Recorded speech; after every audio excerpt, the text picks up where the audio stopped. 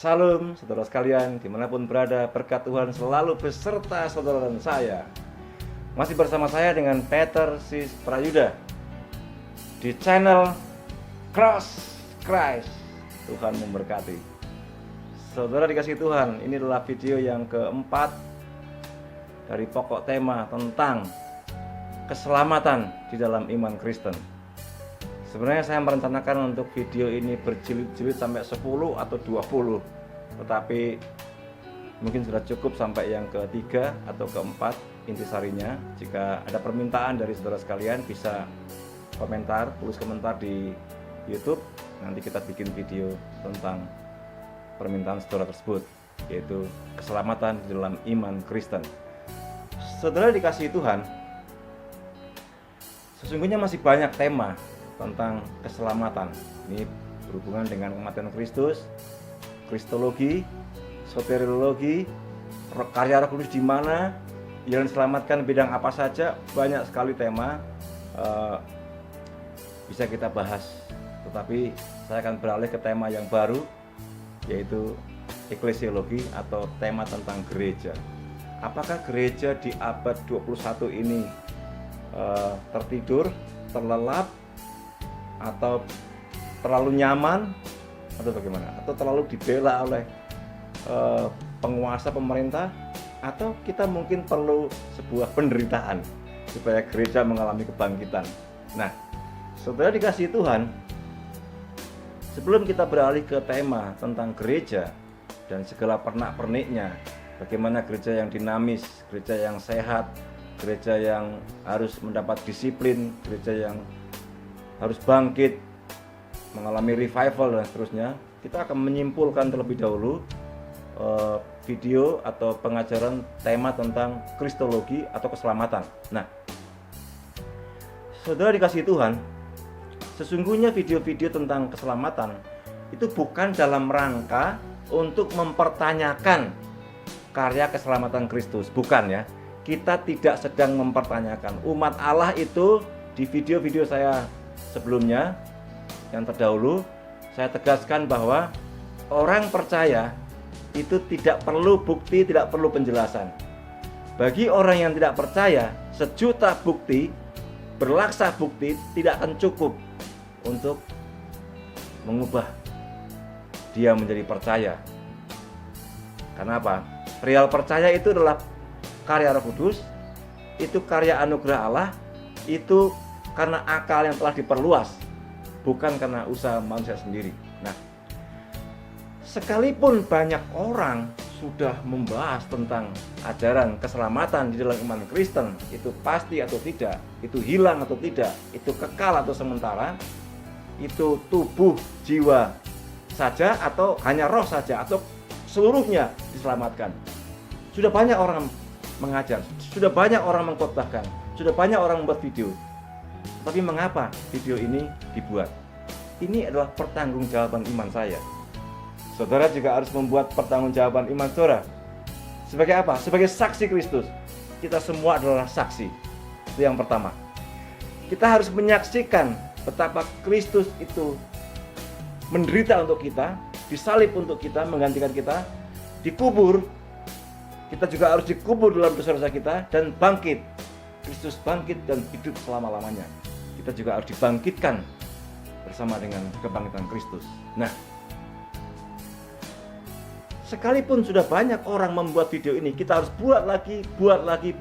Itu adalah kesaksian kita, itu adalah pengajaran kita, itu adalah hak dan kewajiban kita sebagai orang yang telah mengalami karya penebusan Kristus, sebagai orang yang telah mengalami karya kasih penyaliban Kristus, sebagai orang yang telah mengalami pencurahan darah yang suci, darah yang agung, darah yang mulia, yaitu darah Kristus yang mahal harganya. Saudara, setiap orang harus mendengar kesaksian ini, baik kesaksian dari para pakar, kesaksian dari para pendahulu kita, dan kesaksian kita, kesaksian saya, dan kesaksian saudara. Kita bukan sedang mempertanyakan, tetapi sedang menunjukkan buah bahwa kita adalah anak-anak yang telah diselamatkan, yang telah menjadi anggota keluarga Allah dan dimateraikan oleh Roh Kudus. Saudara kasih Tuhan, video ini sangat singkat. Dalam bahasa-bahasa yang sederhana, kadang-kadang saya ulang-ulang. Misalnya, kalau keselamatan itu hilang, pertanyaannya adalah, apakah keyakinan Anda tetap tentang Allah Maha Kuasa? Tentang semuanya adalah anugerah Allah, semuanya adalah pemberian Allah, semuanya adalah karya Allah. Yang kedua, apakah Allah bisa kecurian di rumahnya? Apakah Allah bisa dirampok? Apakah Allah bisa dibegal? Jelas tidak mungkin. Kenapa? Keyakinan yang pertama, yaitu Allah Maha Kuasa. Dan sekalipun bermiliar-miliar orang tidak percaya bahwa Tuhan kita Tuhan yang Maha Kuasa, Yesus yang Maha Kuasa, itu tidak mengubah posisi eksistensi Allah, kepribadian Allah yang Maha Kuasa. Dia tetap Maha Kuasa sekalipun bermiliar-miliar orang tetap menjadi ateis dan tidak percaya bahwa Yesus adalah Tuhan. Nah, saudara kasih Tuhan, ada banyak kata-kata yang saya ulang-ulang supaya ini mengingatkan kita bahwa kita tidak berdaya, bahwa kita tidak mampu, tapi Tuhan kita menampakkan diri, turun ke dunia menjadi manusia dan berbicara dengan manusia, mengajar. Menjadi manusia itu cara Tuhan untuk dia bercakap-cakap dengan kita. Menjadi manusia itu cara Tuhan untuk menjadi ganti kita mati di atas kayu salib untuk melakukan karya penyelamatan. Nah, sekalipun dalam banyak keterbatasan, berita kabar baik ini harus terus diberitakan. Umat Tuhan yang tercecer di mana-mana yang belum kita ketahui, Allah sudah tahu. Umat Tuhan yang tercecer di mana-mana di seluruh dunia ini harus mendengar kabar baik tentang karya keselamatan Tuhan. Banyak umat Tuhan di dalam gereja yang sekarang ini sudah mulai loyo atau mungkin tidak sadar sedang dinina-bobokkan dalam keamanan suatu bangsa. Harus diteguhkan, harus dibangkitkan, harus ditobatkan. Semua orang harus mengalami pencerahan rohani. Ingat, bukan pewahyuan, tetapi pencerahan rohani. Semua orang harus bangkit dari tidur panjang.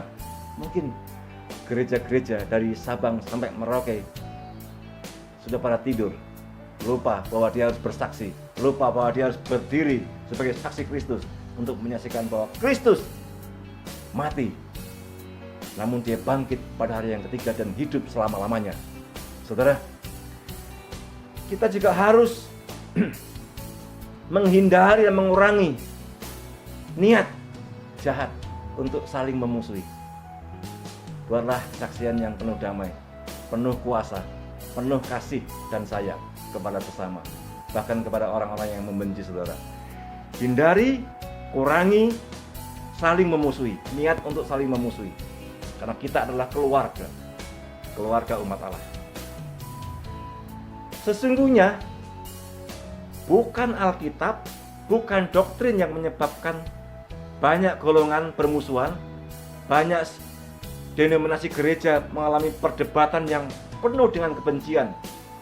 Bukan doktrin, bukan firman Tuhan, bukan sama sekali. Yang menyebabkan banyak orang Kristen bermusuhan adalah kepalsuan motivasi. Kepalsuan motivasi dalam mengiring Tuhan, kepalsuan motivasi dalam melayani, kepalsuan motivasi dalam bersaksi melalui media sosial. Hati-hati, kita harus saling menguji. Apakah kita ada niat-niat yang palsu? Ada kesombongan dan keangkuhan. Ini yang kedua. Mengapa ada perdebatan yang saling membenci? Seharusnya ada perdebatan yang saling meneguhkan. Ada perdebatan yang saling mengasihi. Ada perdebatan yang sekalipun sampai akhir tidak pernah bersatu, tidak pernah sama. Ingat, orangnya harus kita sayangi. Ajarannya mungkin yang sesat kita benci. Kesembronoannya, dosanya kita benci. Tetapi pribadinya, orangnya, Tuhan suruh apa? Kasihilah. Kasihilah. Kasihilah. Selain kepalsuan motivasi, yang kedua kesombongan dan keangkuhan. Orang-orang yang melakukan perdebatan yang penuh kebencian. Ada juga yang kurang disadari, yaitu pekerjaan kuasa gelap, pekerjaan setan yang membuat perdebatan di media sosial begitu sengit, perdebatan di buku-buku begitu sengit. bahkan kata-kata kotor juga tidak sungkan-sungkan untuk keluar dari mulut orang. Saudara, sebaiknya sebelum kita komentar YouTube orang, video orang, kita harus membaca terlebih dahulu secara keseluruhan teksnya, skripnya, lalu mendengarkan video secara keseluruhan. Masih belum boleh komentar, harus berdoa. Apakah Tuhan suruh komentar atau tidak? Kita tidak bisa menuruti keinginan hawa nafsu sendiri, kesombongan sendiri. Kita harus minta hikmat Allah Roh Kudus. Apakah kita harus berkomentar atau tidak? Dan komentarnya itu dari Tuhan atau bukan? Dipimpin oleh Tuhan atau bukan? Menuju kepada Tuhan atau tidak? Kalau orang mendengar komentar kita tentang YouTube seseorang, apakah video kita itu membawa orang takut Tuhan, membawa orang semakin diteguhkan kepada Tuhan imannya, membawa kepada banyak umat ini bertobat, diinspirasikan oleh firman, dicerahkan oleh sang firman atau tidak? Jika tidak, mungkin tidak perlu berkomentar. Saya sering melihat orang berkomentar di Facebook, di YouTube tanpa belum menyimak video sampai akhir. Loh kok tahu? Betul, tahu. Kenapa? Karena komentar-komentar yang tertulis di Facebook, di media sosial itu sesungguhnya sudah ada di dalam penjelasan di YouTube seseorang itu. Sudah ada. Tapi orang tidak sabar menunggu sampai akhir dan hanya melihat headline, hanya melihat judulnya tanpa menyimak video sampai akhir. Mari kita menjadi umat Allah, orang Kristen yang bijaksana, bijak yang dari sana, yang dari Tuhan, berhikmat yang dari sana, hikmat dari Sang Firman, Sang Guru Agung, yaitu Yesus sendiri. Kita harus memberikan kesaksian di setiap komentar-komentar di media sosial, sehingga orang yang membaca dan orang itu baru bergabung dalam dunia Kristen diteguhkan imannya, kasihnya semakin dipupuk, yaitu kasih kepada Sang Juru Selamat. Saudara, jangan sampai komentar kita mencerai-beraikan kasih persaudaraan kita. Nah, oleh karena itu, mari kita meneladani sikap Yesus. Dia dituduh, dia dihina, dia didebat, tapi mendoakan. Saudara, mendoakan dan mengampuni mereka. Mereka tidak tahu apa yang diperbuat terhadap Yesus. Yesus mendoakan mereka dan mengampuni mereka. Kita jangan menuduh, kita tidak perlu menghujat, tidak perlu keluar kata-kata kotor di media sosial. Itu mempermalukan diri kita sendiri sebagai orang Kristen yang bergabung di grup media sosial tersebut. Kita harus bertobat, kita harus berhenti mengeluarkan kata-kata makian, kata-kata kotor. Buktikan bahwa kita telah mengalami kasih anugerah keselamatan, keselamatan Allah yang kekal, keselamatan Allah yang penuh kasih. Karena kita mendapatkan keselamatan dari kasih Yesus yang tercurah di Bukit Golgota itu. Darahnya yang suci membasuh kita. Kalau kita menuruti kata-kata sendiri, keinginan mulut sendiri, kita ingin berkata-kata yang tidak pantas di media sosial. Saudara, mari kita saling menghargai dalam pelayanan. Karena ada rupa-rupa pelayanan, tetapi satu Tuhan. Saudara dikasihi Tuhan,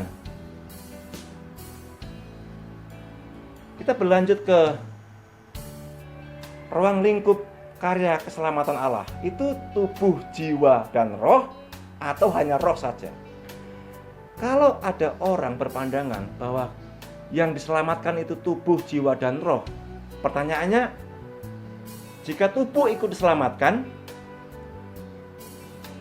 apakah ini tidak akan bertentangan dengan firman Tuhan lainnya? Misalnya, berbahagialah kamu kalau kamu dihina, kamu menderita karena namaku. Berarti Tuhan merencanakan ada penderitaan bagi semua murid-murid Kristus. Penderitaan fisik dan juga penderitaan psikis, penderitaan sosial. Karena mungkin ada tekanan yang hebat. Kamu Kristen, kamu anggota gereja, kamu itu intimidasi. Dan kalau saudara belum mengalami seperti yang saya alami seperti itu, ya tunggu saja, ada masanya nanti. Nah, kalau kita sepakat bahwa keselamatan itu mencakup seluruh tubuh kita, tubuh, jiwa, dan roh, berarti akan ada pertanyaan, lah bagaimana dengan orang yang kena sakit penyakit? Bahkan sampai akhir hidupnya dia tetap bersaksi bahwa Yesus adalah Tuhan, tapi tubuhnya nggak sembuh karena cancer, karena penyakit-penyakit tertentu. Berarti bagaimana dengan orang yang meninggal, jasadnya membusuk? Lalu ada firman yang mengatakan tubuh kembali kepada debu tanah dan roh kembali kepada Tuhan. Dan masih banyak lagi ayat yang lain tentang sakit penyakit yang dialami oleh tubuh manusia. Berarti mungkinkah fokus karya keselamatan Allah itu fokus kepada roh manusia? Roh manusia yang diselamatkan. Tubuh mungkin fana, mungkin akan hancur, mungkin akan mengalami sakit yang tak terkira. Kita terkena luka sedikit saja sudah sakit dan teriak-teriak. Apalagi nanti pada masanya, yaitu masa aniaya gereja. Nah, saudara kasih Tuhan, kita dapat merespon pekerjaan baik dalam keadaan tubuh yang sakit. Kenapa? Karena roh kita ini penurut. Sekalipun tubuh mungkin menolak untuk melayani Tuhan, mungkin lelah tubuh kita, mungkin lemah sehingga tidak mampu lagi melayani Tuhan. Tetapi roh menggerakkan akal budi kita, batin kita untuk tetap melayani Tuhan. Saudara dikasih Tuhan, kalau kita mendengar kalimat yang tersebar di video-video di media sosial, sekali diselamatkan tetap selamat, sekali selamat tetap selamat, itu sebenarnya adalah kalimat yang paling agung dari seluruh pengajaran Alkitab. Kenapa disebut paling agung? Karena ini keyakinan didasarkan kepada Allah Maha Kuasa, Allah berdaulat. Allah Maha Kuasa, dia independen, dia nggak bergantung dengan orang, dia nggak perlu minta persetujuan orang untuk menyelamatkan siapa, dan dia nggak tergantung dengan siapapun. Tumpuannya berdiri di atas dasar dirinya sendiri. Saudara dikasihi Tuhan, sekali selamat tetap selamat itu adalah pengajaran yang menghiburkan, pengajaran yang meneguhkan kita, menentramkan kita. Kita nggak gelisah lagi. Tetapi sekaligus pengajaran tentang sekali selamat tetap selamat itu mendorong kita untuk bekerja keras, mendorong kita untuk bertekun dalam iman, bertekun dalam keselamatan, bertekun dalam pemberitaan kabar baik sebagai saksi Kristus, bertekun dalam pekerjaan-pekerjaan sehari-hari. Saudara jangan menganggap remeh pekerjaan sehari-hari. Toh lihat sekarang di pandemi COVID-19 semua di rumah. Semua harus di rumah dan mengerjakan segala sesuatu di rumah. Berarti sebelum bekerja terus menyiapkan keadaan rumah. Harus nyaman untuk saudara melakukan kegiatan sehari-hari. Saudara yang dikasihi Tuhan, ketekunan sekali selamat tetap selamat itu mendorong, melahirkan pengajaran yang berikutnya, yaitu ketekunan orang yang dipilih, ketekunan orang yang diselamatkan. Orang yang diselamatkan akan bertekun sampai akhir, bertekun dalam pengajaran firman, bertekun dalam menyembah dan memuji Tuhan, bertekun dalam karya-karya dalam pelayanan, bertekun dalam ibadah sampai akhir. Ketekunan ini dari Tuhan, bukan dari manusia itu sendiri. Ketekunan seseorang sampai akhir, walaupun dia sakit, walaupun dia menderita, walaupun dalam keadaan lemah, dalam keadaan terbatas, ketekunan itu berasal dari Tuhan. Tuhan yang memberi dia ketekunan. Nah, saudara, ada orang bertanya kepada saya, loh bagaimana kalau orang itu nggak tekun sampai akhir, sehingga dia waktu meninggal bukan di dalam Tuhan? Siapa yang tahu? Siapa yang tahu dia mati di luar Tuhan atau di dalam Tuhan? Hanya Tuhan yang tahu, ya kan? Kalau Tuhan menghendaki dia diselamatkan, pasti dia memberikan ketekunan. Jika dia dari awal hidupnya, pertengahan, dia bertekun dalam Tuhan, di akhirnya tidak, mungkin sejak semula dia kambing. Mungkin sejak semula dia bukan orang yang diselamatkan, tapi dia menyusup menyusup dalam crown, kerumunan di gereja. Karena tidak semua orang yang masuk gereja diselamatkan. Tidak semua orang yang aktif di gereja itu umat Allah, belum tentu. Saya ulangi ya, tidak semua orang yang masuk gereja diselamatkan, tidak. Tidak semua orang yang aktif membawa Alkitab ke gereja juga tidak semua diselamatkan, belum tentu. Hanya umatnya, hanya yang percaya sampai akhir, dia yang akan diselamatkan. Saudara, kita tidak boleh gampang tertipu dengan orang tiba-tiba dibaptis, tiba-tiba jadi evangelis, tiba-tiba jadi pendeta, lalu berkhotbah penuh autoritatif, suaranya lebih keras daripada hamba-hamba Tuhan lainnya. Nanti ternyata setelah itu menghilang, tiba-tiba narkoba, tiba-tiba bukan lagi Kristen, apalagi hamba Tuhan. Kita tidak boleh serta-merta gampang kaget, gampang percaya. Tuhan bilang apa? Ujilah segala sesuatu. Karena setiap orang yang bertekun itu adalah murid. Setiap orang yang bertekun itu adalah domba yang asli, jemaat yang asli. Di luar itu mungkin dia palsu, mungkin sejak semula dia bukan bagian dari umat. Sebab Roh Kudus yang bekerja sejak awal dan terus-menerus bekerja memelihara hidup orang-orang pilihannya. Roh Kudus yang memelihara. Kalau kita yang merawat, tidak mungkin sampai pada akhir. Kita lemah, kita berdosa, kita cacat secara rohani. Nah, ingat firman Tuhan yang berkata, dan aku memberikan hidup yang kekal kepada mereka, dan mereka pasti tidak akan binasa sampai selama-lamanya, dan seorang pun tidak akan merebut mereka dari tanganku. Ini ayat saya ulang-ulang. Saya ulang-ulang supaya kita bukan hanya hafal, tapi jangan goyah. Sampai selama-lamanya, dan seorang pun tidak akan merebut mereka dari tanganku. Ini Yesus yang berfirman, Yesus yang berkata, Bapakku yang memberikan mereka kepadaku lebih besar daripada siapapun, dan seorang pun tidak dapat merebut mereka dari tangan Bapa. Dua ya, mereka tidak bisa merebut dari tangan Yesus. Yang kedua, mereka tidak bisa merebut atau apapun tidak bisa merebut, merampas dari tangan Bapa. Double cover.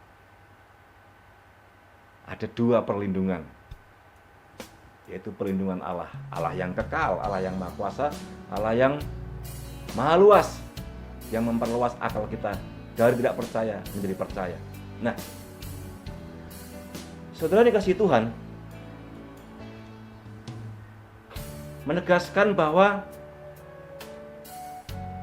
Tuhan berkuasa, Tuhan berdaulat. Ini menghasilkan rumusan sekali selamat, tetap selamat. Sekali dipilih, tetap dipilih. Sekali melayani, tetap melayani. Tapi ingat, di tengah-tengah itu ada kepalsuan. Di tengah-tengah itu ada nabi-nabi palsu, ada guru-guru palsu, dan juga ada jemaat-jemaat palsu. Seharusnya hamba Tuhan asli mendapat jemaat yang asli, dan jemaat yang palsu mendapatkan pemimpin yang palsu. Tetapi itu kan harapan manusia, harapan saya. Nyatanya ilalang tumbuh bersama dengan gandum atau tengah-tengah gandum. Kita tidak pernah tahu, mungkin di samping kita, di antara kita, ketika kita berada di gereja, ada kepalsuan dan ada kambing yang menyamar sebagai domba. Dan suatu hari dia akan hilang ditelan kegelapan malam, malam yang gelap. Saudara dikasihi Tuhan,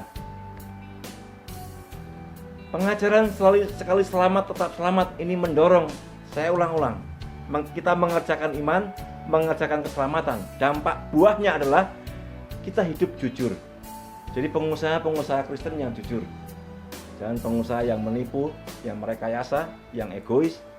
Kita disiplin. Kalau janji sama pengusaha lain yang belum Kristen, ingat, jangan berbohong, jangan terlambat, karena kita sedang membawa nama Kristus ada di dalam kita. Sebagai kaum profesional, kita harus takut akan Tuhan. Sebagai prajurit, sebagai perwira, Tuhan juga sudah berfirman, cukupkan dirimu dengan gajimu. Jangan mengingini milik orang lain, jangan merampas, jangan menindas. Kita tidak boleh tamak Kalau kita sudah meyakini sekali selamat tetap selamat, ini dampak buahnya. Kita hidup jujur, kita disiplin, tidak boleh tamak, tidak boleh rakus, tidak egois, tidak menipu, tidak merampas milik orang lain, melainkan bekerja keras atas nama Tuhan, dipimpin oleh Tuhan, dan menuju kepada kemuliaan Tuhan. Kita harus terus memberitakan kabar baik, kita harus terus bersaksi, kita harus terus menjaga hidup yang kudus di hadapan Tuhan. Jangan sembrono, saudara-saudara. Ada orang yang mengaku kepada kita mungkin gampang. Itu orang yang mengaku percaya langsung menjadi anggota gereja. Gampang kok. Gampang saja orang menjadi pelayan di gereja. Pokoknya asal memberi persembahan banyak, nanti diangkat menjadi pengurus gereja. Itu gereja dunia, bukan gereja Allah. Gereja dunia belum tentu adalah anggota tubuh Kristus, belum tentu. Tetapi setiap orang percaya itu pasti anggota tubuh Kristus, bukan gereja dalam makna gereja lokal. Saudara yang dikasihi Tuhan, kita harus waspada. Kita harus waspada. Kenapa?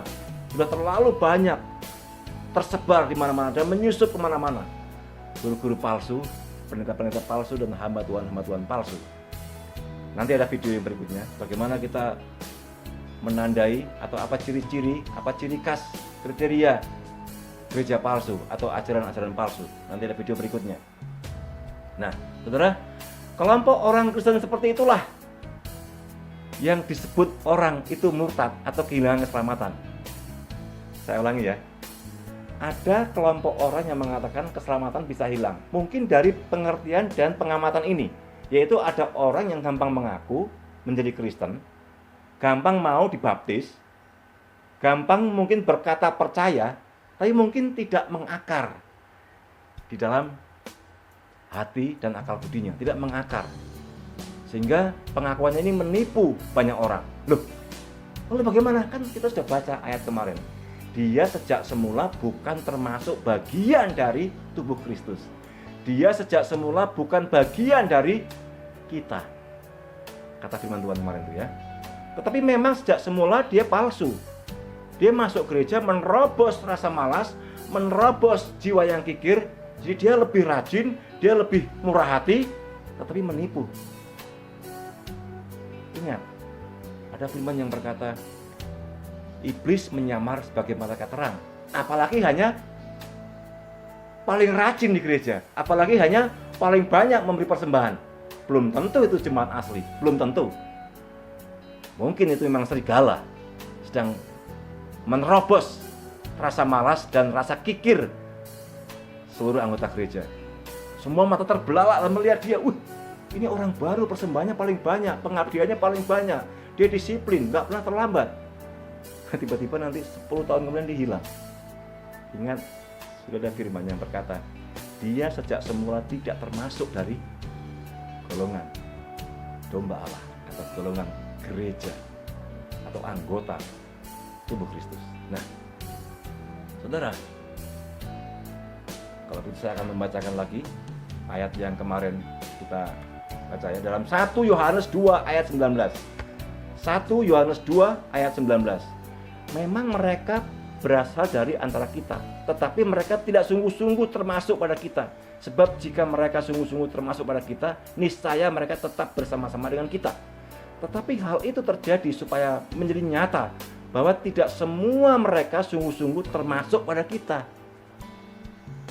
Ya, sejak semula palsu, walaupun dia muncul nama rajin di gereja, ya namanya palsu. Mana ada kita masak daging domba berubah jadi kambing? Mana ada kita pernah masak daging kambing walaupun diolah berbagai macam bumbu, mungkin menipu orang, lalu berubah di akhir itu menjadi daging domba. Daging kambing tetap kambing, daging domba tetap domba. Saudara yang kasih Tuhan,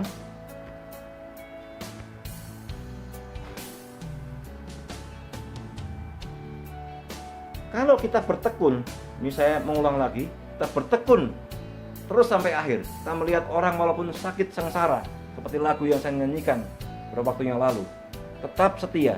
Walaupun sakit sengsara, tetap setia. Tapi ingat, ini pengharapan di dalam iman Kristen. Ada firman Tuhan tertulis 2 Korintus 5 ayat yang ketiga.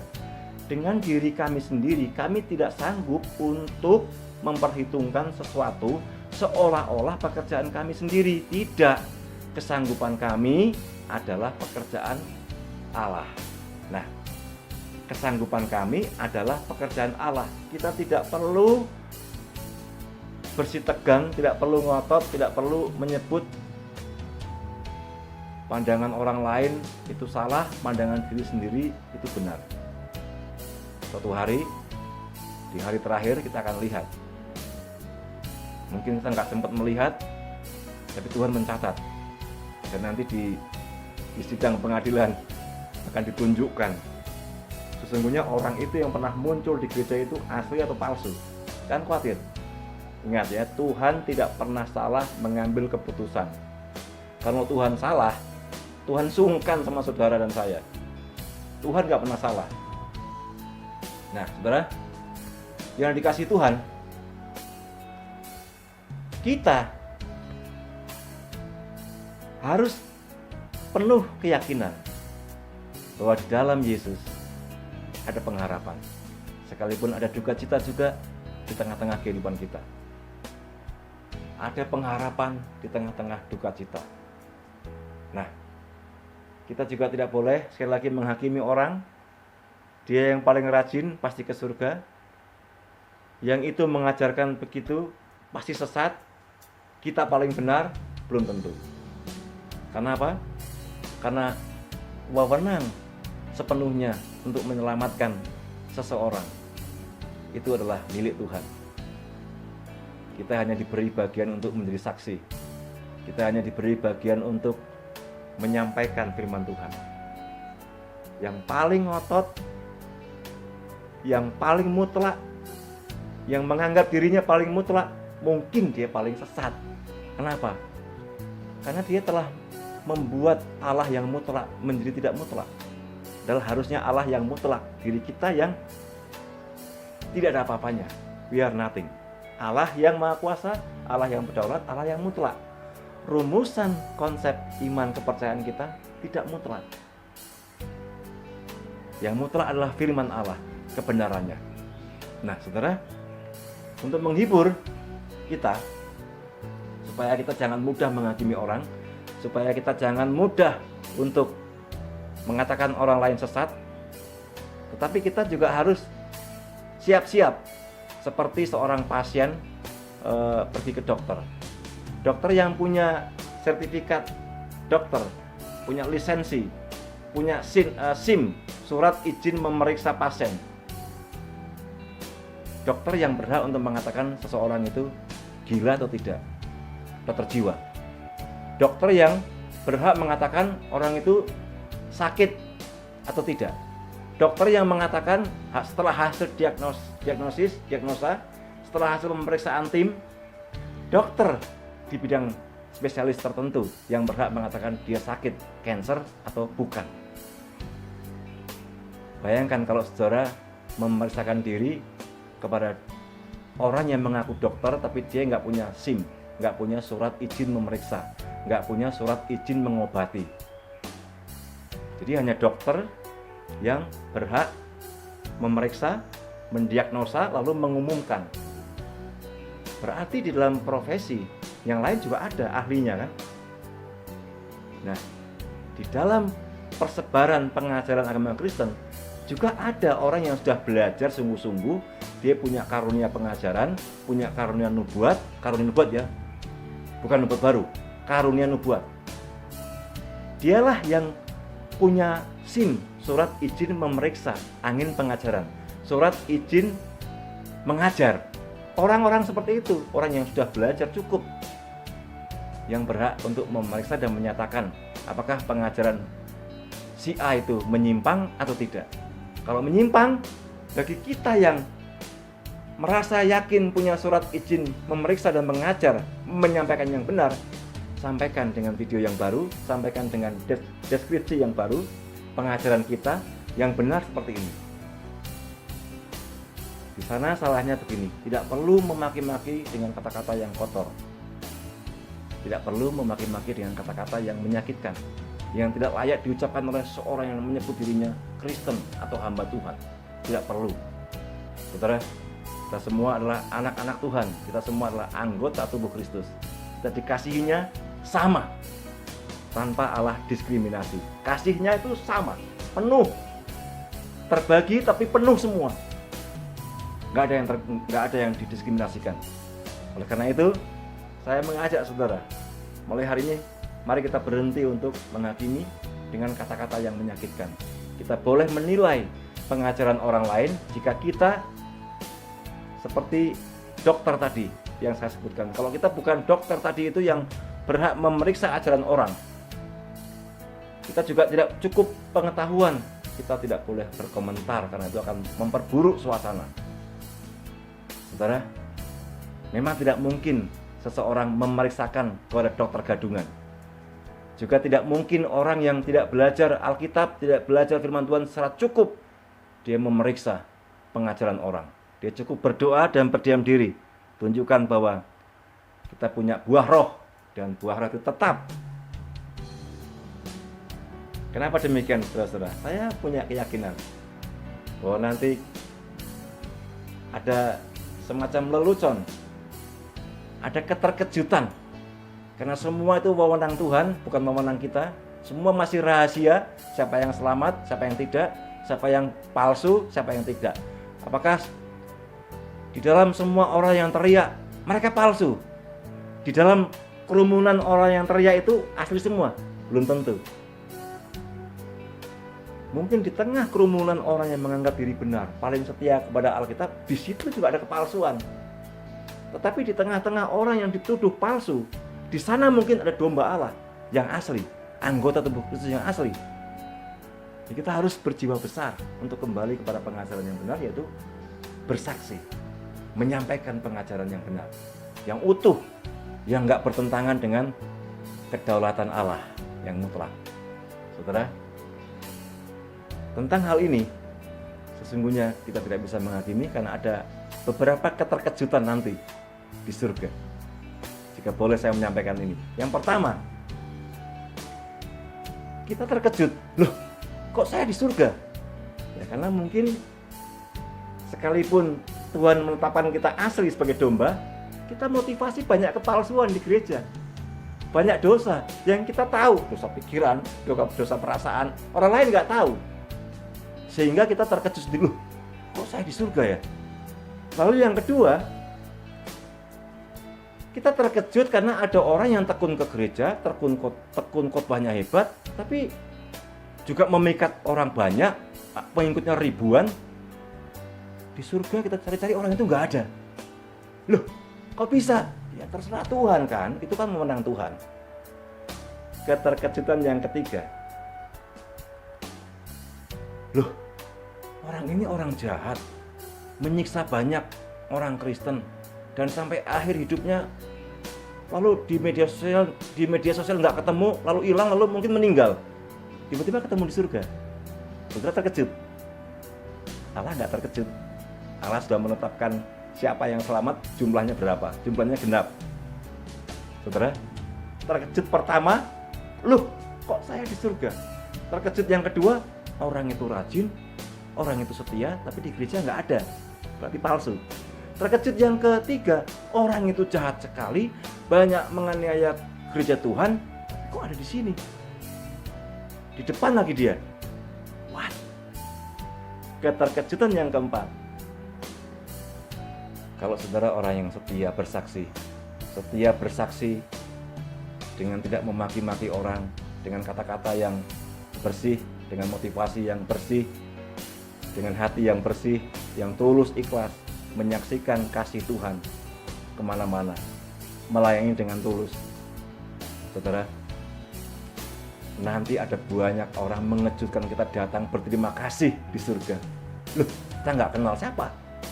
Orang itu bilang, cucumu, orang di blog sana yang kamu kasih video tentang khotbahmu yang murni itu, lalu bersaksi kepada saya. Orang muridmu bersaksi kepada saya, cucu muridmu, cucu rohanimu bersaksi kepada saya, sehingga saya mengalami keselamatan kasih Tuhan. Ada 4 keterkejutan. saudara. Tapi walaupun kita mungkin terkejut, Allah nggak pernah terkejut.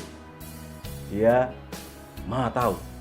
Sebelum orang tahu, Dia sudah menetapkan segala sesuatu. Nah, jemaat yang dikasihi Tuhan, sekali lagi, respon orang percaya menyiapkan kita sebagai pribadi murid Kristus secara rohani, murid Kristus secara rohani, murid Kristus secara spiritual. Kita harus mengucapkan syukur tanpa henti, karena kita telah mengalami keselamatan yang kekal. Bersyukur tanpa henti, melakukan perbuatan baik sebagai ucapan syukur tanpa henti, bersaksi bahwa Kristus Tuhan Juru Selamat, terus membuat gerakan-gerakan pemberitaan kabar baik tanpa henti, terus membuat gerakan-gerakan hidup kudus, hidup suci, karena kita telah mengalami keselamatan yang kekal itu.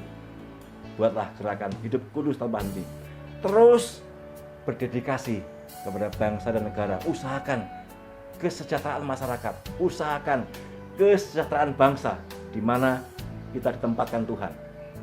Terus kita membuat dan berkarya untuk kemuliaan nama Tuhan. Terus kita mempersembahkan yang terbaik, yang manis, yang agung, yang mulia, karena kita telah mengalami keselamatan yang kekal. Terus, karena semua itu berasal dari Allah. Allah yang Maha Kasih terus memimpin kita sampai pada akhirnya. Martin Luther berkata, kita berhak merampas semua yang indah, semua yang mulia dari iblis. Karena iblis tidak berhak untuk menikmati yang indah, yang cantik, yang ganteng, yang agung, yang mulia. Ambil semuanya, kita persembahkan untuk Tuhan. Saudara, kita penuhi keluarga kita dengan pujian. Kita penuhi dunia dengan karya-karya kita di bidang masing-masing. Kita persembahkan bagi Tuhan. Kenapa? Karena Tuhan telah memberikan yang terbaik, memenuhi hati kita dengan kasih-Nya, memenuhi hidup kita dengan anugerah-Nya, memenuhi, sehingga kita tidak merasa kosong, kita tidak pernah merasa hampa, karena kasih-Nya itu kekal dan keselamatannya kekal. Sekali selamat, tetap selamat. Itu adalah kasih yang sempurna dari Tuhan kita, Yesus Kristus. Tuhan memberkati kita semua. Sampai jumpa di channel Cross Christ dalam video yang berikutnya, yaitu tentang gereja Tuhan. Tuhan memberkati kita semua dimanapun berada. Salam.